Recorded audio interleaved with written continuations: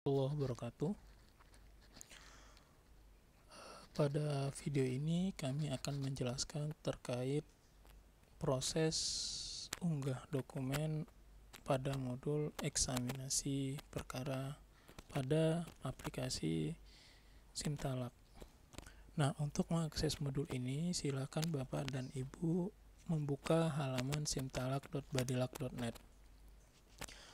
Pada halaman login silakan silakan ketikkan username dan password Bapak dan Ibu, kemudian klik tombol login. Nah, setelah berhasil login, maka Bapak dan Ibu silakan melanjutkan dengan menekan tombol untuk modul eksaminasi. Nah, di sebelah kiri ada menu eksaminasi.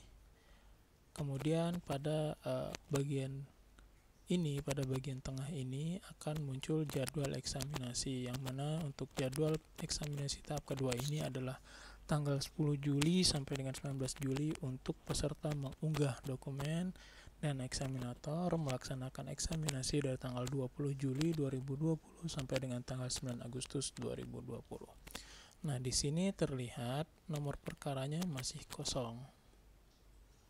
Nah, selanjutnya untuk mengunggah dokumen, untuk memilih nomor perkara dan lain-lain, silahkan Bapak dan Ibu klik tombol detail. Nah, selanjutnya Bapak dan Ibu silahkan pilih nomor perkara yang Bapak dan Ibu tentukan. Nah, di sini menggunakan metode autocomplete. Silahkan Bapak dan Ibu ketik 3 digit nomor perkaranya, maka akan muncul pilihan-pilihannya. Nah, untuk pilihan-pilihan yang akan ditampilkan di sini bersumber pada SIPP. Apabila tidak terdapat nomor perkara yang Bapak dan Ibu pilih, kemungkinannya ada dua. Yang pertama, NIP Bapak dan Ibu pada aplikasi SIPP di Satker masing-masing belum sesuai. Atau kemungkinan kedua, status Bapak dan Ibu pada perkara tersebut bukanlah hakim yang aktif untuk perkara tersebut. Nah, untuk permasalahan pertama tadi, silahkan berkomunikasi dengan admin di pengadilan agama masing-masing untuk memperbaiki NIP Bapak dan Ibu sekalian pada menu referensi hakim. Sedangkan untuk permasalahan kedua, silahkan Bapak dan Ibu perbaiki penetapan majelis hakim pada nomor perkara yang Bapak dan Ibu pilih. Nah, jika di sini sudah tampil, kita ambil saja satu contoh. Nah, kemudian silakan Bapak dan Ibu unggah dokumen bundel A dan juga dokumen putusan sesuai dengan tempat yang telah disediakan. Untuk yang pertama adalah dokumen bundel A dan kedua adalah dokumen putusan. Nah, yang selanjutnya yang harus Bapak dan Ibu kerjakan adalah menentukan dokumen-dokumen yang tersedia untuk perkara tersebut. Jadi di sini ada beberapa dokumen yang sudah dipetakan oleh tim dari Ditjen Badilak. Nah, untuk dokumen-dokumen ini kita klasifikasi menjadi dua klasifikasi besar, yaitu dokumen yang secara default sudah kita checklist, yang kita anggap sudah pasti tersedia, dan yang kedua adalah dokumen yang bersifat opsional. Nah, untuk dokumen yang kita anggap pasti tersedia ini tidak bisa dipilih, seperti contohnya surat gugatan atau permohonan, surat penetapan atau penunjukan, relas panggilan, bas pertama, kemudian sidang terbuka dan tertutup, dan lain-lain. Itu tidak bisa diubah oleh Bapak dan Ibu sekalian.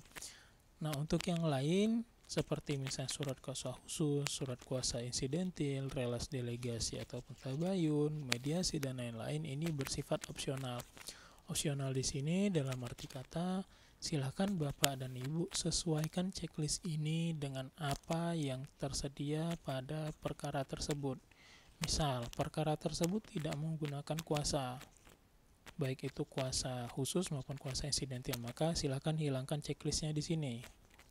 Dan juga di bawah sini ada identitas kuasa hukum dan kuasa insidentil, kuasa hukum advokat dan kuasa insidentil. Kemudian misal perkara tersebut tidak ada delegasi, silakan hilangkan checklistnya juga. Nah, jika semuanya sudah sesuai, silahkan Bapak dan Ibu klik tombol simpan untuk menyimpan semua perubahan data tadi. Nah, setelah kita klik tombol simpan, di sini terlihat nomor perkaranya sudah muncul.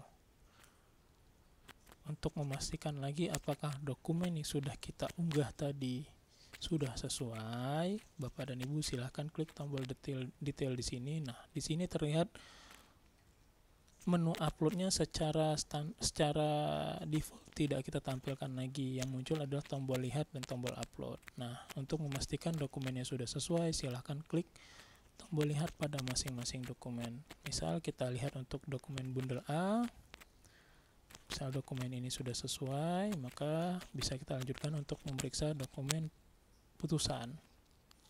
Nah, jika dokumen putusannya juga sudah sesuai, maka tugas Bapak dan Ibu hakim peserta eksaminasi tahap kedua ini sudah selesai. Oke, sampai dengan tanggal 19 Juli 2020, Bapak dan Ibu masih bisa melakukan upload dokumen. Perbaikan dokumen-dokumennya jika ada yang memang dirasa kurang sesuai, ataupun perubahan nomor perkara, ataupun perubahan checklist dokumen-dokumen yang tersedia. Sampai dengan tanggal 19 Juli 2020 pukul 23.59 waktu Indonesia Barat. Setelah itu, maka Bapak dan Ibu sudah tidak bisa merubah dokumen tersebut lagi. Oke, mungkin demikian saja penjelasan terkait modul eksaminasi untuk peserta eksaminasi. Wabillahi taufiq wal hidayah. Assalamualaikum warahmatullahi wabarakatuh.